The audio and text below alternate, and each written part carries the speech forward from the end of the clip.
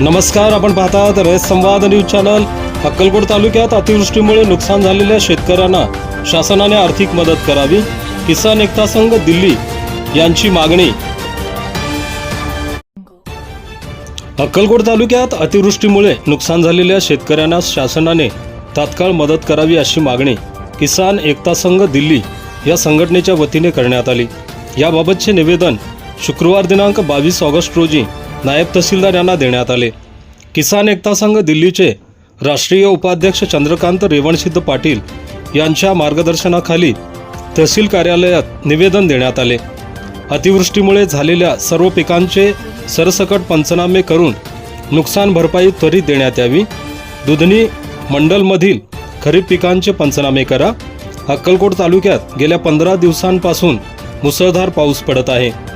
या पावसामुळे अतिवृष्टी सदृश्य परिस्थिती निर्माण होऊन खरीप हंगामातील पिकांचे मोठ्या प्रमाणात नुकसान झाले आहे।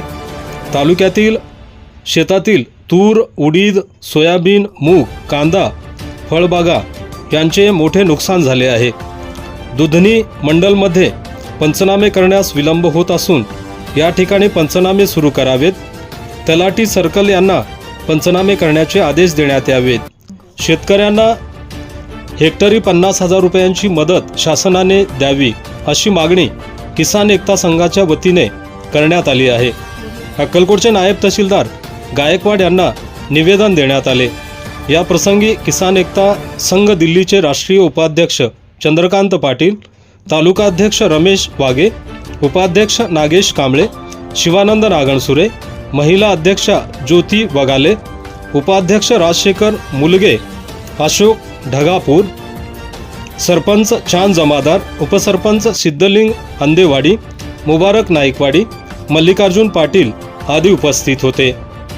अतिवृष्टी बाधित शेतकऱ्यांना पंचनामे करून तात्काळ मदत द्यावी, अन्यथा किसान एकता संघ दिल्ली संघटनेच्या वतीने तीव्र आंदोलन छेडू असा इशारा राष्ट्रीय उपाध्यक्ष चंद्रकांत पाटील यांनी दिला आहे। आपल्या परिसरातील बातम्या पाहण्यासाठी रयत संवाद न्यूज चॅनलला सबस्क्राइब करा, शेअर करा, लाईक करा। राष्ट्रीय उपाध्यक्ष चंद्रकांत पाटील शेतकऱ्यांच्या अतिवृष्टी पाऊस जास्त झाल्याने अक्कलकोट तालुका संपूर्ण शेतकऱ्यांच्या तूर, मूग, हरभरा, सोयाबीन, फळांचे नुकसान भरपूर झालेले आहे। त्या कारणे आपल्याला नुकसान भरपाई आणि शासनाने माननीय आम्ही जिल्हा अधिकारी त्यांच्याकडे निवेदन देण्यासाठी आम्ही प्रयत्न करू लागला ते देणार आहे। माननीय महाराष्ट्राचे मुख्यमंत्री देवेंद्र फडणवीस यांना निवेदन दिलेले आहे। महाराष्ट्राचे कृषी मंत्री यांना पण निवेदन दिलेलं आहे।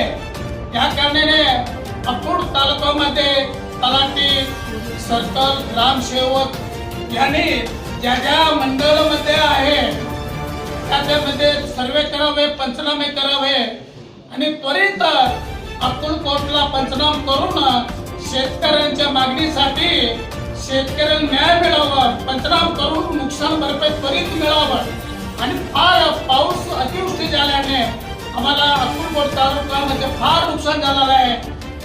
मोरवटी, बुद्रुक, आंबेवाडीमध्ये आणि अतिवृष्टी पाणी आल्यामुळे फुलामध्ये एक गरब्याचे शेतकरी वाहून गेले।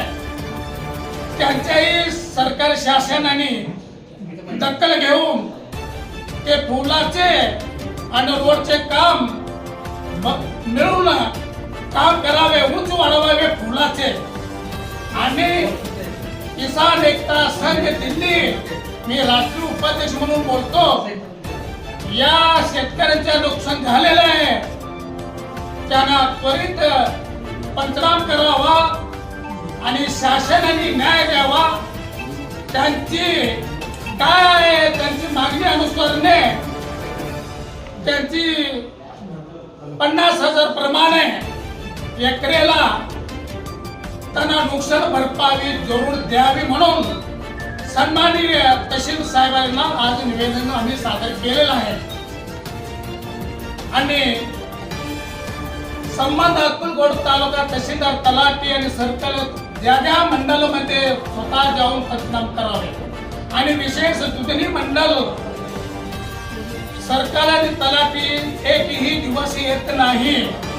त्यांची जबर तहसीलदारांनी त्यांची विचार करून त्या सरकारला आणि तलाठीला त्यांना सूचना द्यावी आणि त्या दुधनी मंडळ अधिकारी तर सर्व शेताकडे पंचनामा करावा आणि गावी गावी त्यांनी यावं एवढा बोलून आणि किसान एकता आमच्या तालुका अध्यक्ष रमेश वाघे, उपाध्यक्ष नागेश कांबळे, आम्ही अकोट तालुका महिला अध्यक्ष ज्योती वटाले आणि राजशेखर मुलगे उपाध्यक्ष आणि सर्व शेतकरी पदाधिकारी आणि आम्ही परत एकदा किसान एकता संघ मागणी शेतकऱ्यासाठी आम्ही लढणार आहोत.